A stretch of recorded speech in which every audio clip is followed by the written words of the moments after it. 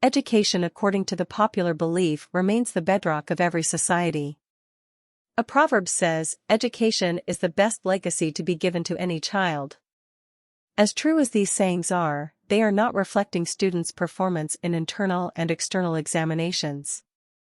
Stakeholders in educational sector are still trying to find where the problem lies, in order to assist our future leaders to do better in future examinations.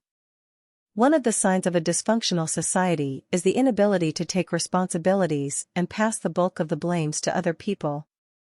The debate on who should be responsible for a student's failure wouldn't have come to play if both the teachers and parents understand their roles. According to a retired teacher, Olalekan Ogunjobi, in his words, "During my days as a teacher, I always told my students that it was my job to offer them quality learning opportunities, while it was their jobs to make use of most of them. I did my job and most students did theirs. However, there were a few who didn't do their jobs. Instead, they choose not to participate in class learning activities, failed to consistently turn in assignments, had to be removed from class for disrupting instruction, didn't study for tests, etc. Not surprisingly, those students failed, while most of their classmates did very well.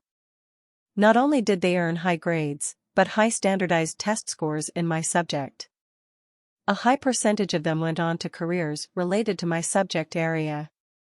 So, if the vast majority of my students did well, I apparently was offering them quality learning opportunities and they were making the most of them. Those who did not make the most of them failed, despite the fact that all of my successful students were receiving that instruction from me simultaneously.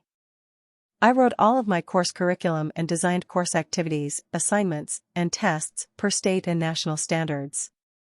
Plus, I routinely scheduled business lunch with any and all students needing help with the course content. The opportunities were there, if they choose to follow through. I also regularly communicated with parents of children who were in danger of failing. I scheduled home visits, after-school help, extra student parent conferences, etc.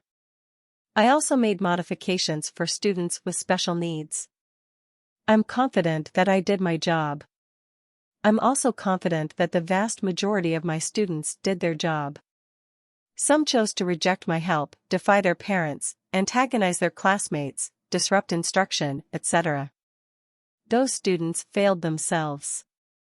It was their fault, exclusively. Subscribe for more.